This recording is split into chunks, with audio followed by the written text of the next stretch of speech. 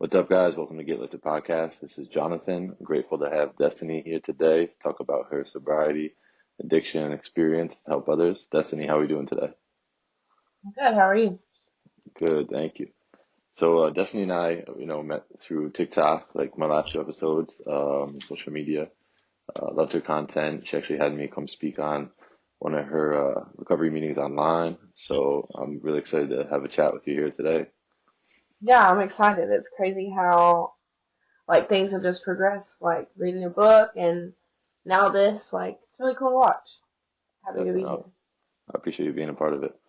So let's start with let you take the floor. If you want to start with your sobriety date, a little bit about you, and we'll go from there. Sure. So like you said, I'm Destiny. My sobriety date is 5/2/23. Saturday I actually celebrated 10 months. My drug of choice was fentanyl and crack. I started using when I was 16 years old, and I got sober at the age of 25. So it was almost a whole decade of drugs and alcohol and all the insanity that comes with that. Awesome. Well, congratulations on 10 months. That's amazing. I get just from that, I think it's amazing. Someone like you or me, my sponsor was on here. He got sober at 19.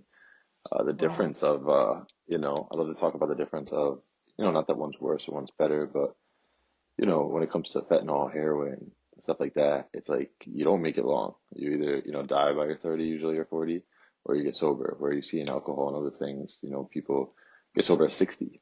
I think people get sober at 70. It's kind of more like a slower death. Um, Yeah. but Yeah. No. There was a point in time where I truly never thought that I would experience life sober. I was completely convinced that I would either die from the drugs or die from a result of something because of the drugs. So for me, the first, literally every 24 hours it still amazes me completely. definitely, that's important. Just staying in the day. What do you think what was your rock bottom or your pivoting point that kind of you said this is enough. I'm gonna go and get sober now. So my rock bottom, I feel like I just kept digging and digging. My rock bottom was an overdose. I've only overdosed one time, and like I said, I used for 10 years, so that's crazy. I watched a lot of people around me overdose. And so I overdosed, and the situation was it was scary. I remember waking up, like coming out of it with EMS all around me, and I seen my 5-year-old daughter. And then I got to the hospital and I seen my mom, and I just never looked back. On the way home from the hospital, I stopped by a place that does like IOP, intensive outpatient, and I signed up for that. And I just, I never looked back. It scared me. That was the one thing that scared me because I thought I was invincible. I thought that I was an expert and that drugs would never kill me. And, I never thought I'd overdose. And then I did. That's amazing. Yeah, I like to touch on that because I can relate so much to the insanity of like thinking I'm my own doctor. So the beginning of my story was like OxyContin, Percocet. I actually got sober right. I guess they just started releasing stuff with fentanyl, but it wasn't like we weren't like today. There's a lot of people like yourself. So like I did fentanyl. I Hmm. was probably doing it, but I was trying to do heroin. We didn't know they were lacing it with that. But yeah, just the insanity of like I'm my own doctor. I know what I'm doing. I remember people being like, you're gonna die. And I'm like, no, no, I know if I do 30 milligrams, I'm okay. If I do half a bag, and it's like you're Yeah, doing some powder somebody I know gave how you. to do this. Yeah. Yeah, and I think to us that's normal, and to a non-addict, it's insanity. They're like, you're just playing with fire. You know what I mean? Hmm. Yeah. Yeah, that's scary. Now, what did looking sober get like for you? So you had the overdose, kind of come to Jesus moment, wake up time. What were your next steps? My next step was the first thing I had to do was completely change my environment. So I was in a relationship, and that was a 6-year relationship, and we used together. So that immediately the same day that was over. Um, and then obviously when that ended, I moved in with my mom, and I started doing therapy. My therapist, he is an addict as well, so he had 35 years of sobriety under his belt, and he pushed me every single day. Like for the first 2 months, I didn't think that I needed meetings. I didn't think that that was something that I would ever do. And every single day that I talked to him, one of the first questions was, "Have you been to a meeting yet?"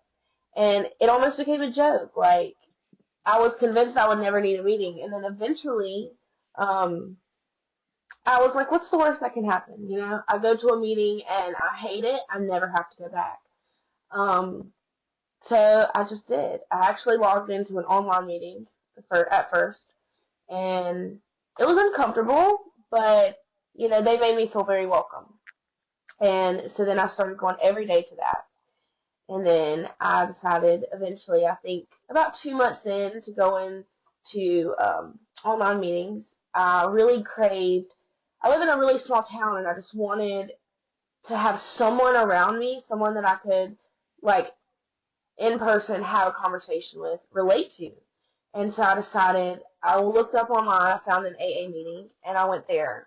And that started a whole different journey for me. I still do my online ones every day, but twice a week I go, well, once or twice, I'm not gonna lie.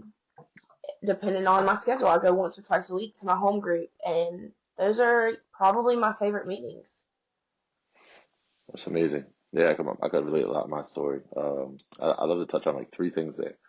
One, the open-mindedness I see in your story. It's weird. I always see in my sobriety, you can tell me if it's different for you, but like weeks kind of have themes.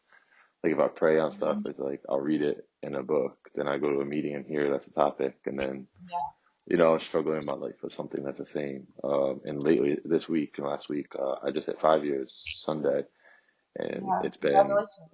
thank you, it's been kind of open-minded and willingness to everywhere I go. And really, when people ask me, what is the one difference this time for you? It's like exactly what you just said about your therapist is I was finally willing and open-minded. I joke with addicts I try to help all the time now, or when I speak about myself, it's like I would try any bag with a powder in it. But if someone says For try sure. AA or NA, it's like no, no, no, I'm good. I don't need to pray. I'm not going there. Like, so I'd love to hear from you what you feel if it's the same and why, or what you felt like was your biggest asset this time around, whether it be open-mindedness, willingness, faith, whatever it may be. Um, I think there's two. And I really like that you said the open-mindedness because I never viewed my sobriety like that. But looking back now, like that was the first thing. Like my answers weren't working for a long time. They didn't work. So I think it kind of goes hand in hand with surrender. Things. It took me a few months to get a sponsor. And when I finally did, for me, the first step wasn't very hard. The second step wasn't very hard.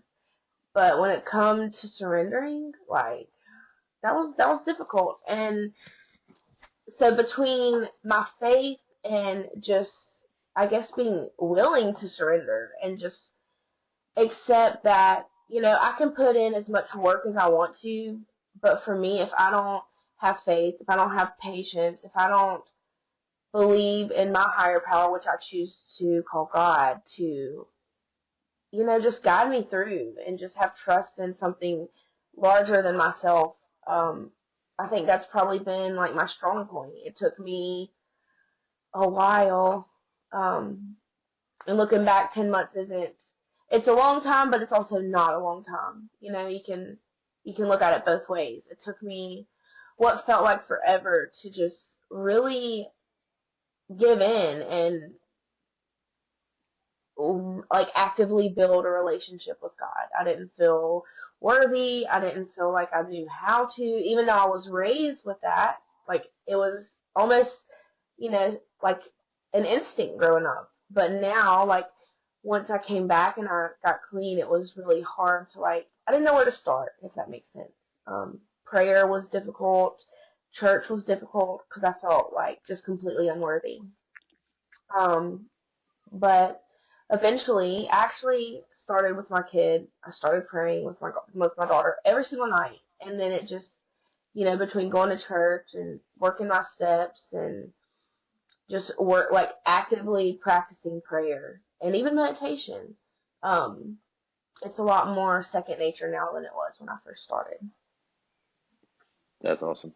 Yeah, I mean, I can relate so much, and I think it's cool, that you see that in your kid, and now you get to bring those tools to your kid. You know what I mean? I think that's what my book is about. I mean, other than addiction and sobriety, is bringing the tools we learn to other people.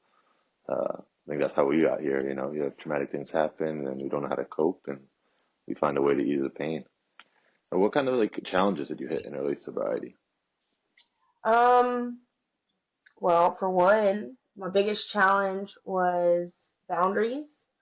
Um, Learning how to set boundaries with people that I loved a lot, but that weren't necessarily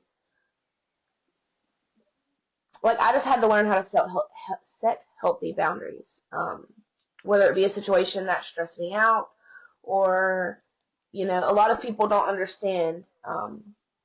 You're a drug addict. Why can you not be around someone drinking, or why can't you just have one drink? So I had to set those really hard boundaries for myself. Um, and then, I know you know this, but like my biggest challenge was like experiencing death. When my brother died, I completely shut down. I completely isolated. Um, and that was like the hardest, for sure, like the hardest month of my life. Cause I didn't, I think a lot of it for me was, so like in May, when I overdosed, my heart was stopped. Like, I live in a really small town, so the EMS worker knows my family, and he told my grandma that he had the body bag ready, and like they thought I was gone. So like here it is May, and I go through that, and then October, my brother dies, and we're a year apart. So a lot of like the question of why, like why him, why did I live and why did he die, or why did he like, just the whys. Like I didn't understand it. So like I had felt like I made so much progress in my faith and in my religion, and then I'm like, really? Like why? Like why do I have to do this? Why did this happen? And it was really different because I never like had the desire to drink or to pick up or to like numb those feelings. I just wanted to understand them. And I think between that was for sure like number one thing that just stands out to me the most when it comes to the challenge, just learning how to, like your book says, the title, like live life on life's terms. Yeah, like just, and I catch myself a lot when I'm struggling with a situation whether it be a conflict with my children and their father, because there was a custody battle there, which is I think I kind of tried to touch on, but I detoured to my brother. Um, I had to be, I had to jump through a lot of hoops, and I'm not even gonna say I jumped through them. I had to put in a lot of work to get full custody of my kids, and it was worth every moment, everything I had to do. Looking back, I'm in awe of how far I've come. Um, but I catch myself. I love the Serenity Prayer, and a lot of times if I'm in a moment of like distress and I can't quite bring myself back to like balance and peace, I will sit down and I will write out like I cannot control this, I can control this, so let's let the rest go. Um, so yeah. That's amazing. I mean, for me, like, I look up to you. I lost my brother. I just celebrated 2 years, so I had way more of a foundation, struggles I already faced. You know what I mean? But I think if that says anything, it says a testimony. I mean, people say it to me a lot, but even more, I can say it to you of the strength in your sobriety. If you can handle that in 5 years, like I tell some people, something we'll deal with forever, just a grief and kind of a missing piece in our life. But I always say the gratitude in it is like if we've handled that, I mean, other than the world ending or our parents are gonna die or this is gonna happen, like I mean, to handle that at 5 years, what else you got coming? You know what I mean? Yeah. And I feel that a lot because I mean, my brother, like I'm sure you can attest to the same. You guys were even closer in age, but he was everything to me. So and I always said that was the one thing because I worried about him. If he passed, I would relapse, and I didn't. So God has weird ways of showing us our strength, and they played their part, and they still do in pushing us. Probably why you're on here, why I'm on here, and we do it for them. Um, so I definitely commend you for that, and that's amazing. Thank Um, you. and I love that we're having a talk because we talked about beforehand that we would, for the most part, focus on early sobriety so people listening could get hope. You're right there in it. The further you get away, coming off, just celebrate 5 years. The harder part is like day to day is easier. It's harder to stay simple. You get so far away from that beginning struggle that it becomes easy, and that's scary Hmm. for me. Um, so how do you think that meetings help you, with staying connected, even the loss of your brother, or just day to day reminding you the beginning where you started? Um, well, for me, the meetings provided connection. They provided me a sense of I'm not so alone. Like I mentioned, I live in a small town, so a lot of my friends have died. A lot of people that I know, um, they've overdosed themselves, or other situations. I've either lost the friendship or they're not no longer here. Um, so I felt very alone. I felt like I couldn't share what, I was going through. And when I finally started going to meetings, I found that, there was nothing that I could share about my entire life in addiction or my life in general that, yet at least, that someone has just been like, like, something's wrong with you, like they've always been so open minded, they've understood. Um, And a lot of times I find once I got into a group and I found my closest friends there, um, for me they become more like family. So, you kind of mentioned like early sobriety. There's been many situations where I felt like maybe I don't need a meeting. Like my sponsor, when I first started, like when after things happened with my brother, she was like, just go to one meeting a day. Like you don't have to do four like you've been doing. Like that's a lot. Just go to one a day. Whether it's online or in person, just go. Just listen at the very least. Um, but I find when I it's okay to listen sometimes. I'm not saying it's not. But when I most of the time when I feel like I don't want to go to a meeting and I make myself go, that's typically when I get the most out of it. Or if I don't want to share and I make myself share because I have something that I need to talk about, I come out feeling a lot better than if I just sit back and listen. And like the people that I do online meetings with and my in-person meetings, they're not even friends anymore. They're truly family. And when I got the phone call about my brother, I picked up the phone and immediately I hung up the phone with the person who called me to give me the news and I called one of them. And they listened to me just scream and cry and then they're like, what can I do? So they check on me. The connection is huge. I could talk about that for a long time. Um, and then another thing that I personally enjoy, and I think it keeps me grounded, is service. Um, Now there's balance that you have to find there. I learned that the hard way.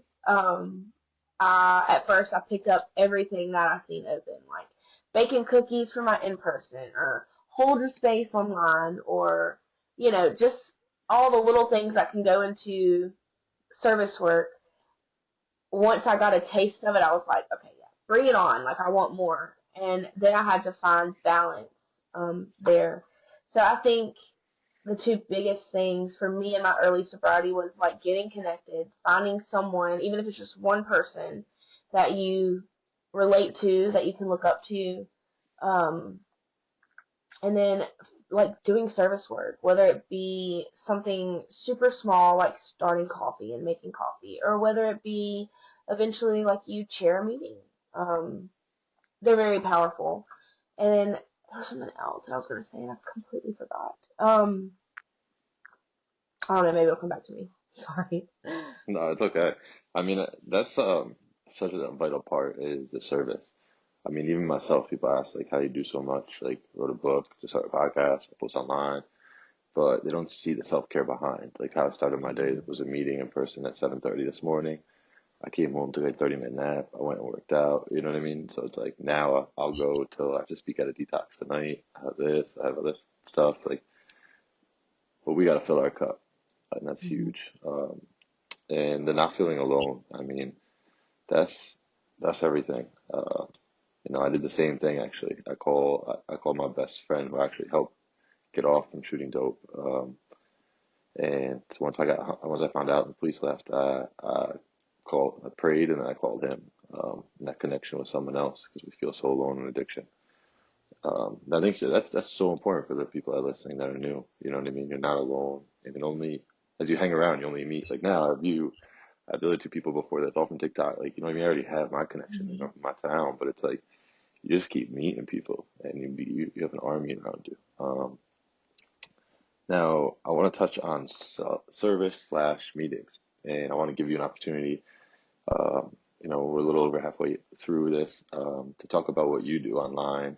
Because when I was on there, I was loving it. I got on there and I was like, I didn't even really know what it was about. I was asking you before. And I got on there, I was like, it's a family. It feels like a home group in here. Like everyone's cracking up. And for people that don't know what a home group is that are listening, it's kind of your 12-step meeting that you regularly attend. The people know you there. You celebrate your dates there. It's kind of like it says, your home group. But yeah, I loved it. It was so cool. I could see you all making fun of each other, looking out, asking each other if you're all right. I mean, that's what it's all about. And yeah, so take a minute, talk about what you do, your raw, your posts, and your meetings online. Sure.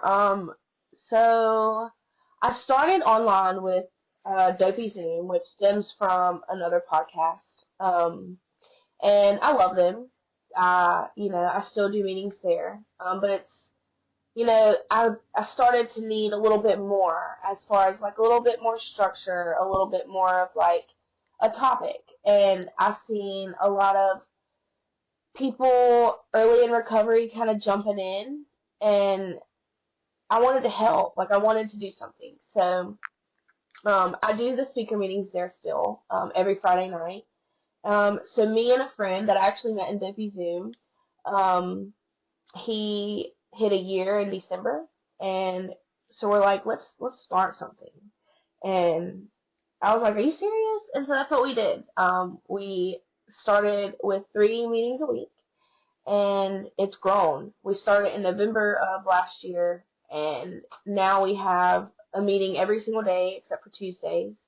Um, the past month, we've had, I think it's 2, maybe 3, people that jumped in that not from like another meeting source where we met them, but they jumped on just off of what they've seen on from social media or someone else bringing them in, um, and we're close. Like we have a group chat, we talk every day, and that's the connection side of it. Um, and so I have a few different people that participate in every, like we touch on smart recovery. There's 2 people in my group who are certified there. For me, and I love that we're talking about this, but for me, I do Mondays, and we call it another day one. And basically that's the basics. So if someone like has an issue that they want to talk about, um, but we stick to the basics, and that's something that I've learned that is completely 100% necessary for me. Like as soon as I think I got it, I don't. And whether it be gratitude or the anger or halt or whatever it is, um, those basics is what got me to 24 hours, to 30 days, to 60 days, and so forth. And as soon as I lose focus on that, my life starts to kind of, even if I'm not relapsing, it's not as happy. I'm not working on myself like I need to be. And then, we have a hangout. We're just really close. It's like about 15 to 20 of us, and we talk all day. We jump on meetings. We share everything for the most part. And if someone struggles, we rally around them. We support them. Whatever we can do, whether it be we jump on Zoom off of a scheduled time and we talk and we show love or we talk someone through it, or whether someone's like, I messed up, I relapsed, like, okay, cool, like, what can we do to help you now? So we're very open, we're very honest, and we're very supportive. And it, everyone, I told them actually last week, like, even though me and my friends started this, none of it's possible without you guys coming in. Like, I'm not gonna say my favorite, but one of the most precious things that I've been able to witness is, for example, there's a woman on there, and she reached out to my Instagram page, the Raw Recovery Instagram page, and she was like, I have 24 hours and I need support. And she started coming to meetings, and like, I've watched her. This has been recent, but I've watched her hit like 30 days. And I've seen it happen with other people. They come in with a few days, and I think he just hit 90, if I'm not mistaken. Like, it's just so cool to watch people come in with 24 hours or 7 days or even less than 30 days, and to watch them grow.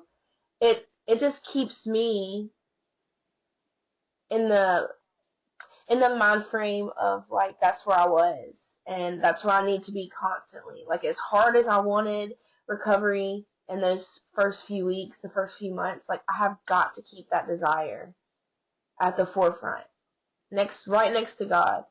So yeah, thanks for letting me talk about that. No problem. Before I touch on it, where can someone find your Instagram, your Zooms, or your meetings if they were interested to look into it and find it? Because the great meetings, I was on it and it was fire. Yeah, thanks. So on Instagram, that's the only social media we have right now. But on Instagram, we have it, and it's the at our Raw Recovery. So yeah, and they have the schedule posted there. Awesome. Yeah, guys, check it out because I was on there and right away I felt like home. I felt inspired. Everyone's responses were great after I spoke. I was grateful to be on there. And that accountability is everything. It's the underlining of service. You know what I mean? The fact that you have that, say you wanted to drink tonight or use, those people are going to come in your mind that they're counting on you. And Mhm. that's the first thing I realized when I service. I was like, how is helping people going to help me when I was early on? And then when I got to the point where I could sponsor someone, chair a meeting, even chairing the meeting, I bartended still. And I used to relapse all the time bartending, and it was 7:30 a.m. beginners meeting in person. And so when I would bartend at night, I would be like, you know what? If I drink tonight, like there's 50 people in that meeting, like they're not gonna have a chairperson, and that kind of grounds you that you're more accountable than like no one can. Cause I always said I didn't have kids. I was like, no one's counting on me. If I wake up on the side of the street, I'm good. You know what I mean? Yeah. That'll be huge for you. That'll help. So that's really cool to see you doing all that. And yeah, if you haven't checked it out, go check it out. I love what you guys do there. But let's talk about. I want to get a couple things. Basics. What are your basics today? So if you had to give, say, 5 things, whether in a day or a week, what are they to keep you sober? Um. Well, for one, prayer, and I like prayer and meditation. I combine it a lot. I'll wake up, and that's the first thing I do. Um. And so far, here we are, a little over 300 days, and it's worked for me. So prayer, meetings. I don't mean to harp on meetings, but they work. Um, Gratitude. I used to think it was really silly, but I do a gratitude list every single night.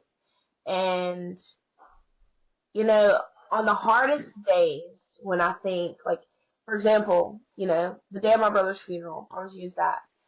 When it came time for bed and I was supposed to write my gratitude list, it took me a really long time to come up. I do 10 things every night. It took me a really long time to come up with those 10 things. But once I did, I kind of realized, like, life isn't always going to be easy. It's not always going to be happy, and it's not always going to be fun. Um, but if I wake up in the morning and I don't use today, and I have a place to lay my head, and I have food to eat, you know, those basic things, are, I didn't have those, last year, this time. I didn't have any of them, most of them. And so gratitude is for sure one that keeps me grounded. And then like as far as the basics, I need two more. It's hard. I feel like I've said this and I say it because it's true. But connection. Um, recovery is just for me. It's just not something that I could do alone. Sure, it's my choice. But I make that choice every day and I find strength in others, whether it be people who have more time than me. But I also get just as much, if not more, from people coming in because you see that hunger in them, like that desire, and they want it. Um, and I think the last thing for me would be my higher power. And I know that kind of goes back to the prayer, but um, with respect to other people's beliefs, I really struggled with it, and without my higher power, which I choose to call God, I'm still alive, and I probably shouldn't be. And that just lets me know I have a purpose. And since I've been sober, and since I've surrendered, and since I have, you know, actively worked on building a relationship with God, my life is amazing. Like the things that come my way, every single day are things that completely blow my mind.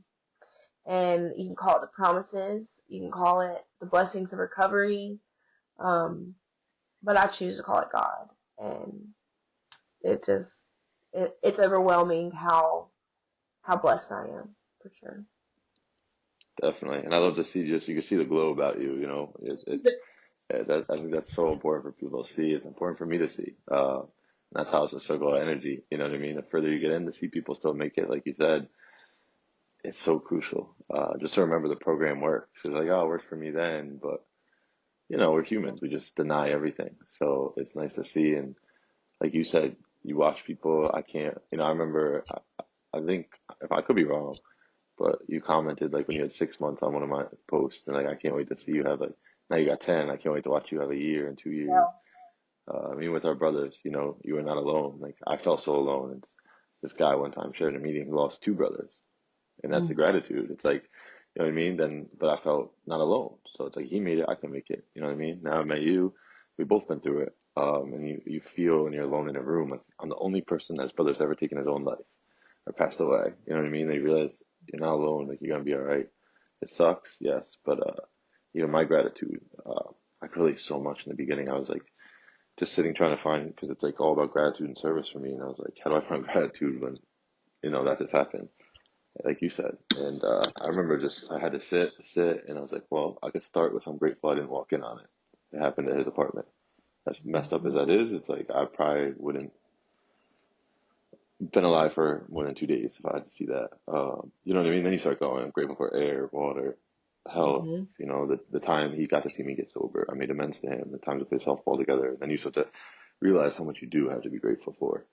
Right. Um, yeah, and that's just so past even sobriety. Just anyone. I watch obviously his friends, my family, my friends, and there's people I know. You know what I mean? Struggle with it differently, and it's like there's a lot to be grateful for. Like 28, the babies that die. Like yeah, we wanted him until 60, but like we're 28 years of great memories, a great life. Like you know what I mean? That's so important to hold on to. Even if it was 21, it's more than zero. So you got to hold on to gratitude.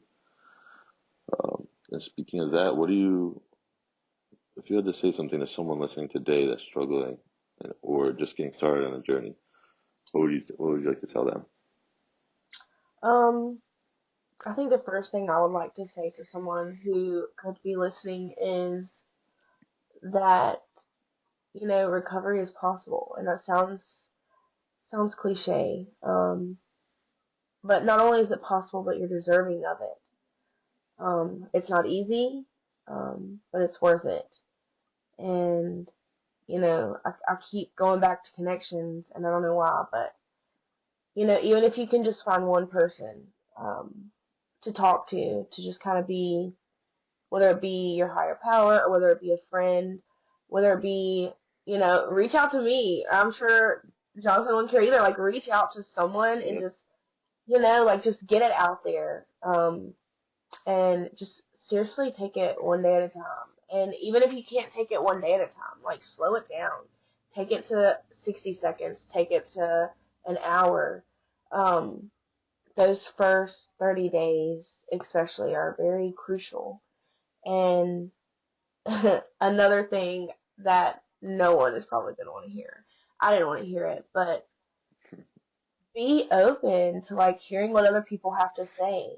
Um, there's many different walks to recovery, and my recovery doesn't have to be your recovery. You don't have to call your higher power God. You don't have to go to AA. You don't have to do what I do, but you can find something that works for you. And I've seen that myself. And just don't give up. For sure, that's the biggest thing. Don't give up. Amazing fire. Now, one thing I want to touch on, as we have like 5 more minutes or so, what, since it's so interesting to me because women ask me all the time, and obviously, I don't know if you notice this, but I'm in Connecticut, and the rooms are male dominated.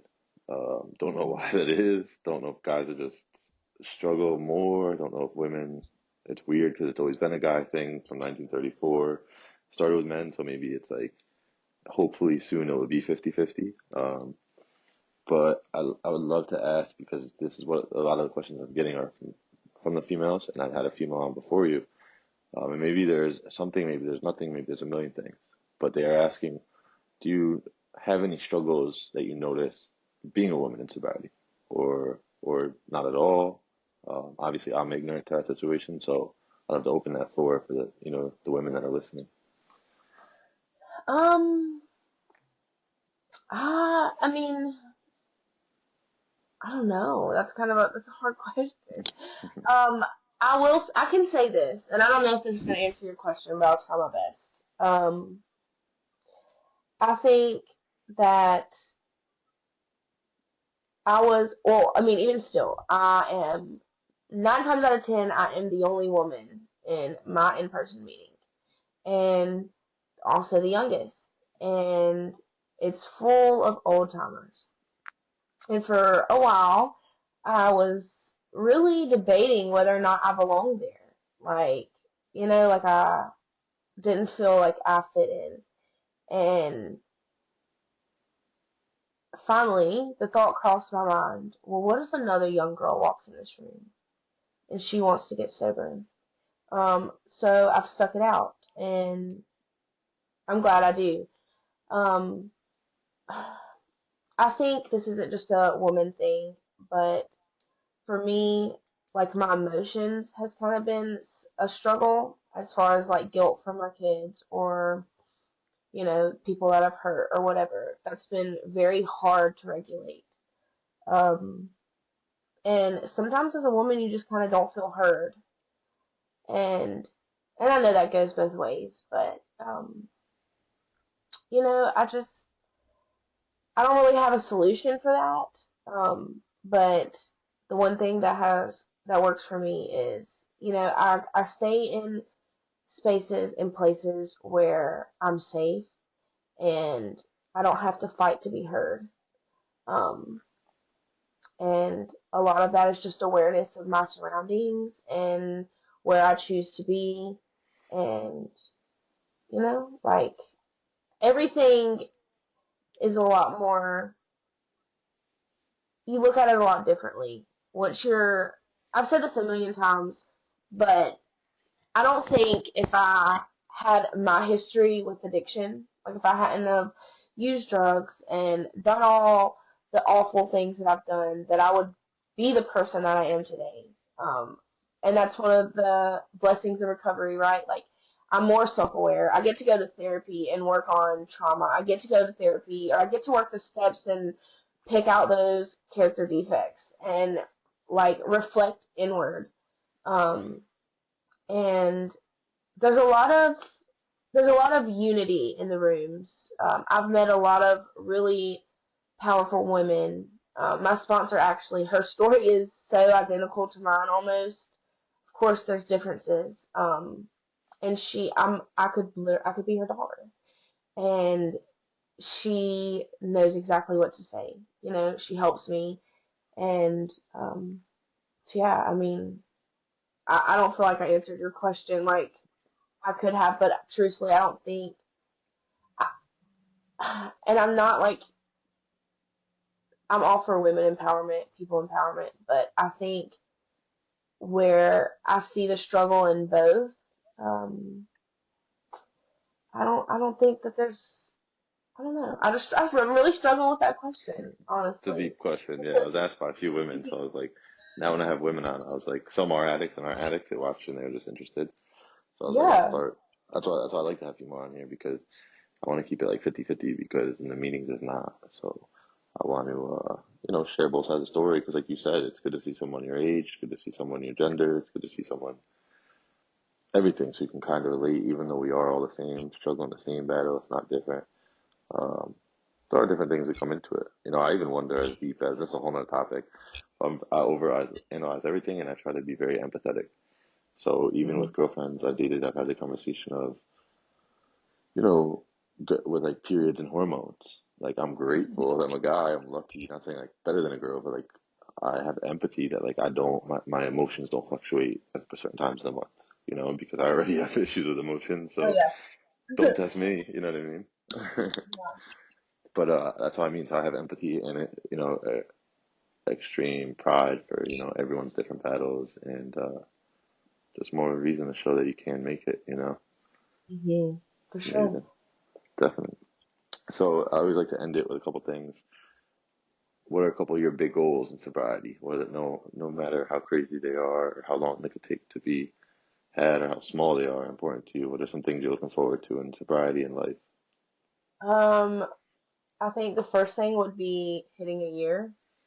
Um, and not to try to rush it or like jinx myself.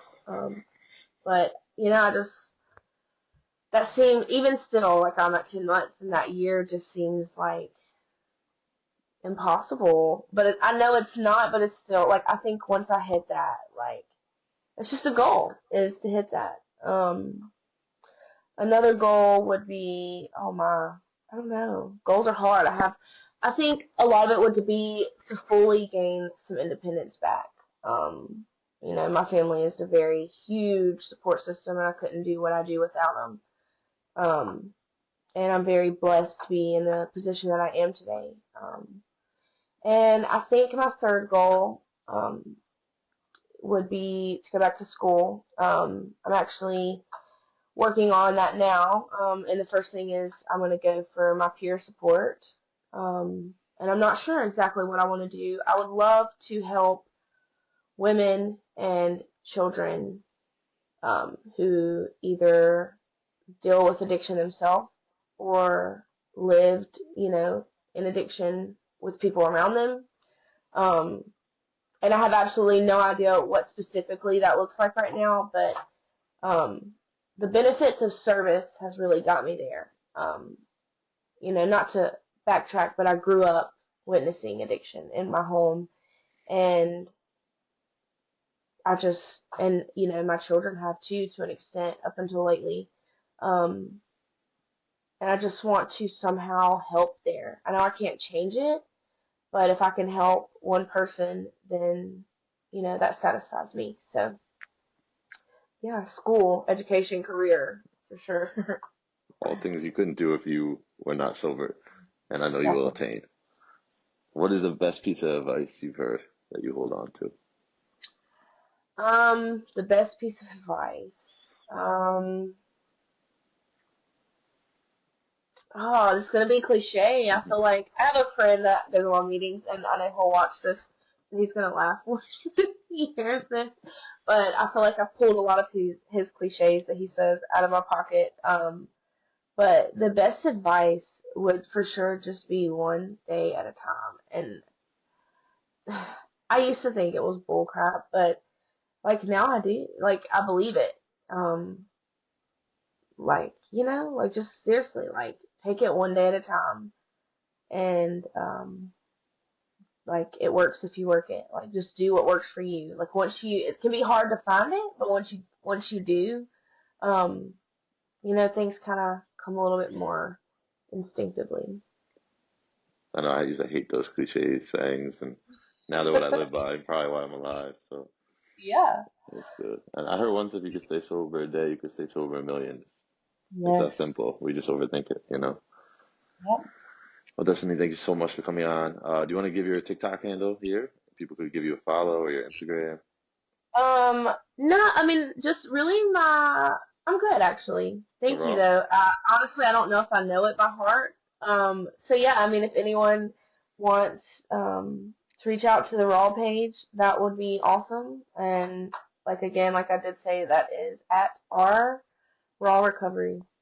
And again, Instagram. So other than that, like, thank you for having me on here. I've enjoyed it, and I can't wait to see all the things good coming your way. And Thank thanks you, for thank you. having me. No, thank you for coming on. We appreciate you, and I can't wait to watch your journey still unfold and all the things that come on. We'll have to do a catch-up interview, you know, down the road, and Sure. I'm looking forward to reaching out to you to say congrats on 1 year. Thank you. No problem. All right. So anyone has need help today, ask for help. If you don't, give someone some love, and thank you for checking in with Get Lifted Podcast. Destiny, have a great day. You too. Thank you.